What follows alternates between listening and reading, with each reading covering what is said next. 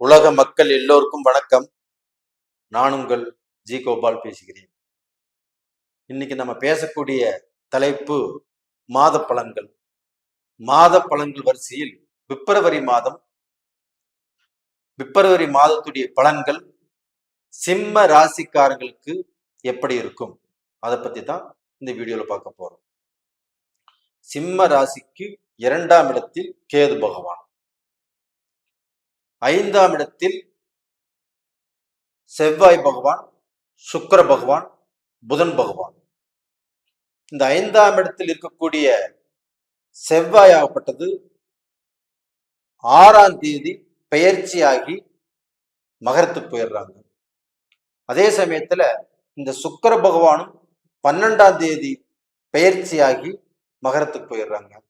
இந்த புதன் பகவானும் மாதத்து ஆரம்பத்திலேயே பெயர்ச்சியாகி மகரத்துக்கு போயிடுறாங்க. இந்த சூரிய பகவான் ஆகப்பட்டது ஜனவரி 15ஆம் தேதி பெயர்ச்சியாகி மகரத்தில் இருக்கிறாங்க. இப்போ மகர சங்கராத்திரி, தமிழர் திருநாள். இது போக சனி பகவான் ஆகப்பட்டது கும்பத்தில், மீனத்தில் ராகு பகவான், மேசத்தில் குரு பகவான். இது இந்த மாத கிரக அடைவுகள். அப்ப இந்த மாத கிரக அடைவுகள் ஆகப்பட்டது சிம்ம ராசிக்காரங்களுக்கு எப்படி இருக்கிறது அப்படிங்கிறத பார்க்க போறோம். இப்ப சிம்ம ராசிக்கு பாத்தீங்கன்னா சனி பகவான் 7ஆம் இடத்துல இருக்கிறாங்க. அதே சனி பகவான் சிம்ம ராசியை பார்த்துட்டு இருக்கிறாங்க. இது பார்க்க போனா கண்டக சனி. இந்த சனியால் சிம்ம ராசிக்காரங்கள் கொஞ்சம் கஷ்டப்பட்டு இருக்கிறாங்க. ரைட்டு. இது போக உங்களுக்கு 5ஆம் இடத்தில் உள்ள கிரகங்கள் எல்லாமே இப்ப 6ஆம் இடத்துக்கு மாறிடுச்சு. அப்ப அந்த 5ஆம் இடத்தில் உள்ள அந்த கூட்டு கிரகங்கள் ஆகப்பட்டது 6ஆம் இடத்துக்கு மாறினதுனால, ஐயோ 6ஆம் இடத்துக்கு மாறிடுச்சு. 6ஆம் இடம் என்பது என்ன? கடன், ரோகம், சத்துருஸ்தானம். இன்னும் நம்ம கடன்காரன் ஆயிருமா? இதற்கு முன்னாண்டப்பட்ட கடன் பத்தாதா? மீண்டும் கடன் ஆயிருமா? நம்மளுக்கு உடல்நிலை சரியில்லாம போயிருமா? இப்படிங்கிற குழப்பங்கள் உங்களுக்கு வரலாம். ஆனால் ஒன்றும் பயந்துக்க வேண்டியது இல்லை.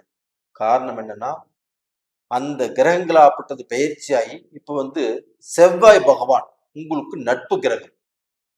உங்களுக்கு 9ஆம் இடத்து அதிபதி செவ்வாய் பகவான், 4ஆம் இடத்து அதிபதியும் செவ்வாய் பகவான். அந்த செவ்வாய் பகவான் பயிற்சியாகி உச்ச பலம் பெற்றிருக்கிறார்.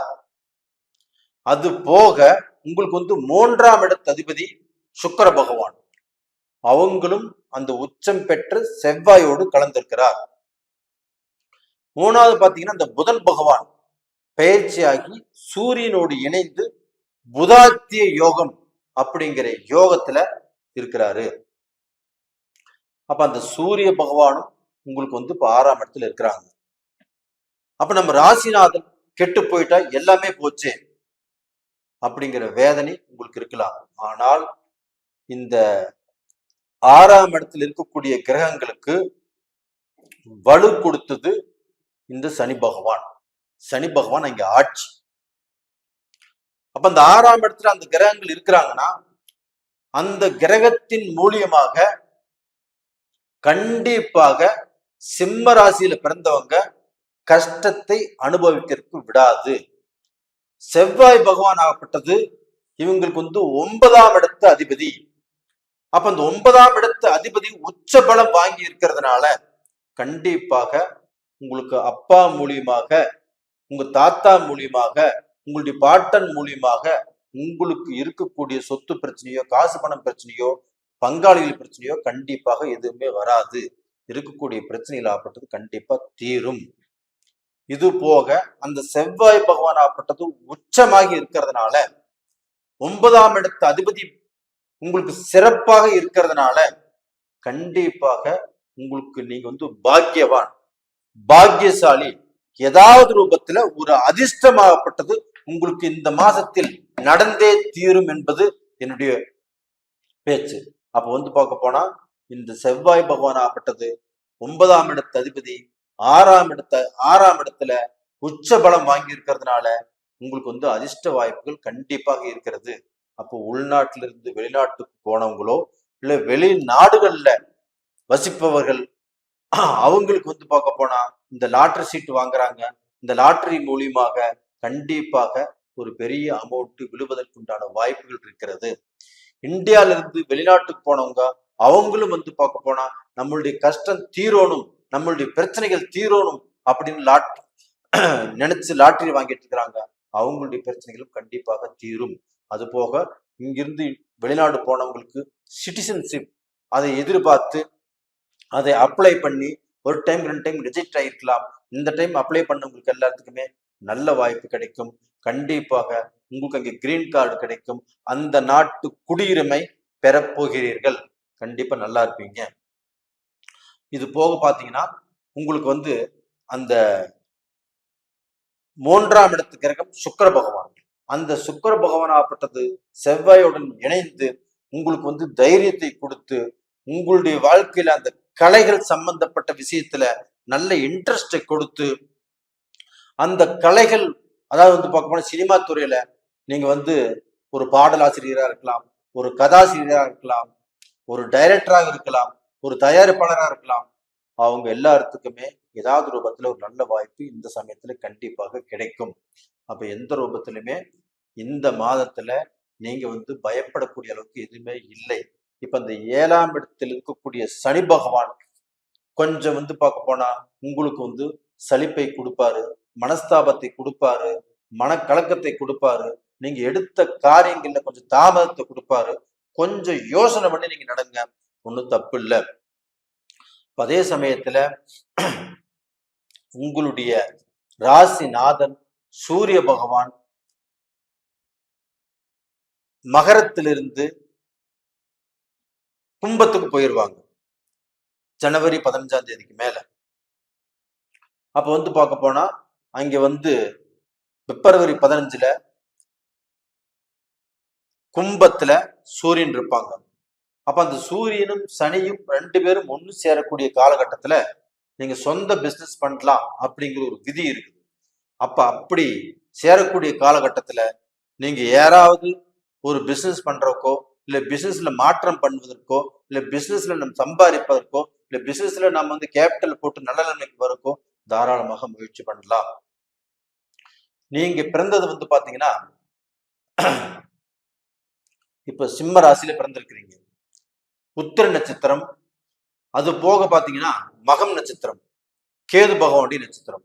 அந்த கேது பகவானும் உங்களுடைய ராசிக்கு 2ஆம் இடத்துல இருக்கிறாங்க. அப்ப 2ஆம் இடத்துல இருந்து உங்களுக்கு வந்து பார்க்க போனா கொஞ்சம் கொஞ்சம் கஷ்டத்தை கொடுப்பாங்க.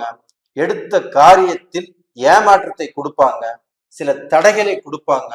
அந்த தடைகளை மிஞ்சி வருவதற்கு உங்களுக்கு அந்த செவ்வாய் பகவானுடைய ஆதிக்கம் இது ஒண்ணு போதும். சுக்கிர பகவானுடைய ஆதிக்கம் நல்லா இருக்குது. இது எல்லாத்தையுமே வச்சு உங்களுக்கு வரக்கூடிய தடைகள்ல இருந்து நீங்க தப்பிச்சுக்கோங்க. அப்ப அந்த கேது பகவானுடைய அனுகிரகத்துல இருந்து அது கொடுக்கக்கூடிய சோதனைகள் இருந்து கண்டிப்பா நீங்க தப்பிச்சுக்கணும். இதுக்கப்புறமாப்பட்டது உத்திர நட்சத்திரம். அந்த உத்திர நட்சத்திரங்கிறது சூரிய பகவானுடைய நட்சத்திரம். அப்ப அந்த சூரிய பகவான் ஆப்பட்டது இப்ப மகரத்துல இருக்கிறாங்க. அப்ப உச்சம் பெற்ற செவ்வாயோடு சேர்ந்து இருக்கிறாங்க. அடுத்தது வந்து பார்க்க போனா சனியோடு சேர போறாங்க. அப்ப அந்த சூரிய பகவானால உங்களுடைய ஜென்மாதிபதி உங்களுடைய ராசி அதிபதினால நீங்க பாதிக்க போறது இல்லை. எந்த ரூபத்திலையும் நீங்க தப்பிச்சுக்குவீங்க. அப்ப டோட்டலா பாத்தீங்கன்னா உங்களுடைய வாழ்க்கையில பல கஷ்டங்கள் வந்தாலும் அந்த கஷ்டத்திலிருந்து எப்படி வெளியில வருவது அப்படிங்கிறது இந்த மாதத்தில் கண்டிப்பாக உங்களுக்கு தெரியும். அப்ப அந்த அளவுக்கு வந்து பார்க்க போனா இந்த சுக்கிர பகவானுடைய பார்வையும் இந்த செவ்வாய் பகவானுடைய பார்வையும் இந்த புதன் பகவானுடைய பார்வையும் கண்டிப்பாக உங்களுக்கு நல்லதை பண்ணும், கெடுதலை கண்டிப்பாக பண்ணாது. உங்க ஜென்ம ஜாதகத்துல நடக்கக்கூடிய உங்க ஜென்ம ஜாதகத்துல அமைஞ்சிருக்கக்கூடிய கிரகங்களாகப்பட்டது சாதகமா இருக்குதா பாதகமா இருக்குதா அப்படின்னு பார்த்து தெரிஞ்சுக்கோங்க. அது தெரிஞ்சுக்கிறதுக்கு தான் கீழே 2 நம்பர் கொடுத்துருக்குறோம். அந்த 2 நம்பருக்கு கான்டாக்ட் பண்ணுங்க, வாட்ஸ்அப் பண்ணுங்க. இந்த பதிவு கண்டிப்பா பிடிச்சிருக்குன்னு நினைக்கிறேன். பிடிச்சிருந்தா கண்டிப்பா சப்ஸ்கிரைப் பண்ணுங்க. சிம்ம ராசியில பிறந்தவங்க ஆணாகட்டும் பெண்ணாகட்டும் சில மனஸ்தாபங்களுக்கும் சில மன கஷ்டங்களுக்கும் ஆளை இருக்கிறீங்க. அந்த மனஸ்தாபங்கள், அந்த மன கஷ்டங்கள் ஆகப்பட்டு மெல்ல மெல்ல தீரக்கூடிய வாய்ப்புகள் வந்துட்டு இருக்குது. கண்டிப்பா நல்லா இருப்பீங்க. அதே சமயத்துல சிம்ம ராசியில பிறந்த ஆண்களும் சரி, பெண்களும் சரி, என்னுடைய சேனலை ரொம்ப பேர் பாக்குறீங்க, சப்ஸ்கிரைப் பண்றீங்க, எனக்கு ரொம்ப ஆதரவு கொடுக்குறீங்க, உங்களுடைய ஜாதகங்களை அனுப்பிச்சு என்னை பார்க்க சொல்றீங்க. கண்டிப்பா உங்க எல்லாத்துக்குமே என்னுடைய மனதார நன்றி சொல்றேன் நான். கண்டிப்பாக உங்களிடமிருந்து விடைபெறுவது உங்களின் ஜி கோபால். நன்றி, வணக்கம்.